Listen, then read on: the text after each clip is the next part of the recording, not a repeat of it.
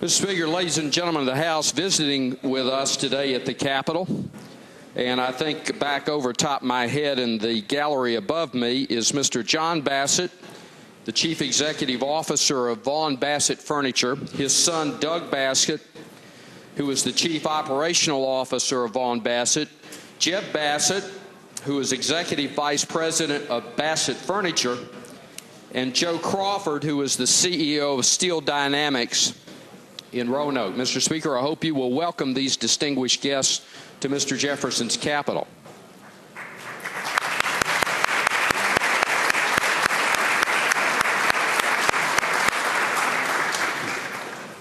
Mr. Speaker, ladies and gentlemen of the House, the reason that the distinguished guests are here today, so we just came from a meeting with Governor McDonnell on the third floor.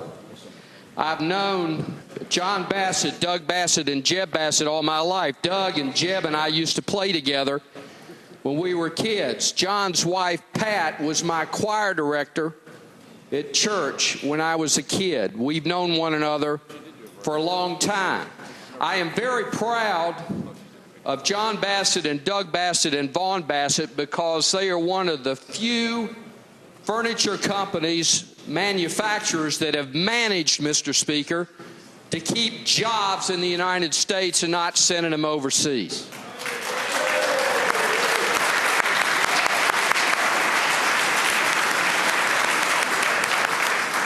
But, Mr. Speaker, all of that is in great peril and jeopardy, and the reason that they were here today is they met with me and other members from the Southwest delegation with Governor McDonnell a few minutes ago to talk about electric power rates. Mr. Speaker, a few days ago, the Commerce and Labor Committee considered House Bill 639, which was my bill, to bring back the old regulation that was in place for decades in this state. Mr. Speaker, the committee did not report that bill.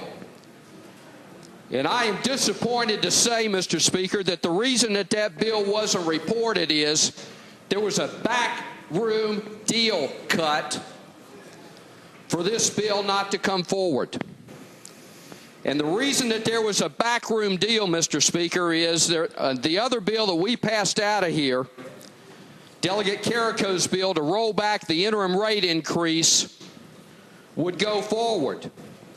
And while maybe that's as fine as far as it goes, Mr. Speaker, the average residential customer would see a rate cut of only $15 a month, and only for a period of several months until August, when the permanent rate increase would be put in. So basically what we've done, Mr. Speaker, we've sold out the citizens and the businesses of Southwest Virginia for 15 pieces of silver. And if you don't believe me, Mr. Speaker, it's been reported about 15 times in the news media about this backroom deal.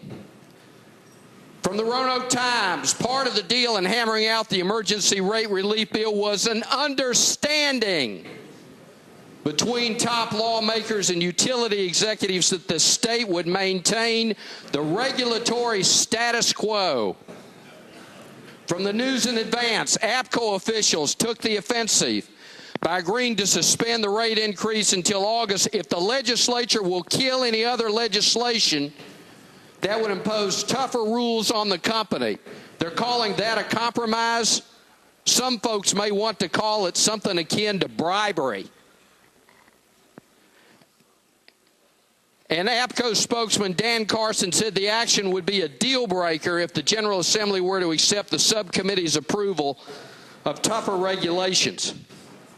Mr. Speaker, we've traded the cow for magic beans.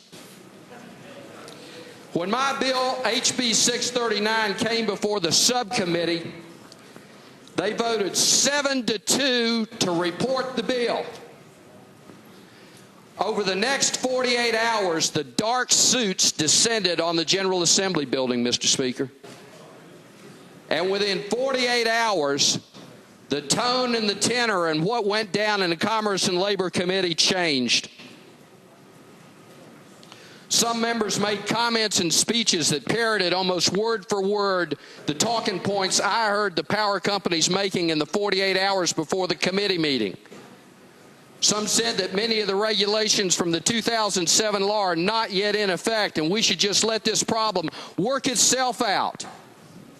But the truth is that APCO has asked for 10 rate increases since 2007, and many of those are increases that they would not be eligible for as separate dollar-for-dollar returns under the old regulations, which my bill would have returned us to. Instead, the 2007 law removes all discretion the SCC has regarding these rates and requires them to give APCO a guaranteed dollar-for-dollar return.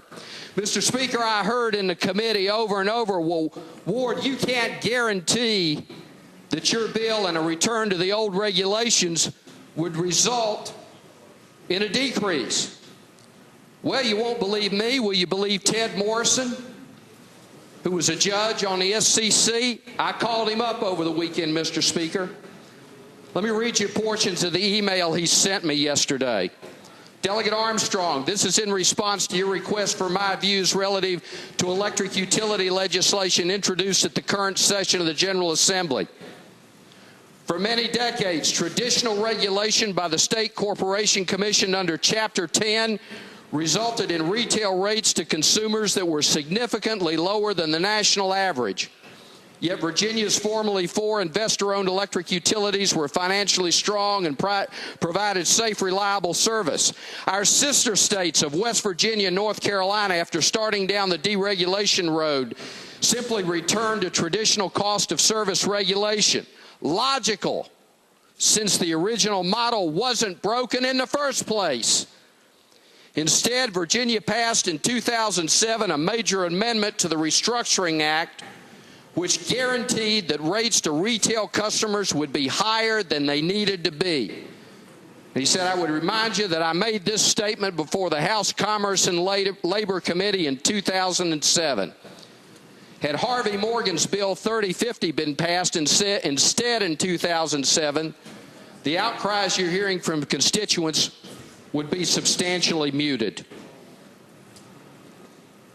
Mr. Speaker, at the end of the day, it's about money. I have in my hands the American Electric Power Industry's fiscal report ended 2009. Gross profits for fiscal 2009 increased $63.6 million, up from $96.8. That's an increase of 70%. 70%.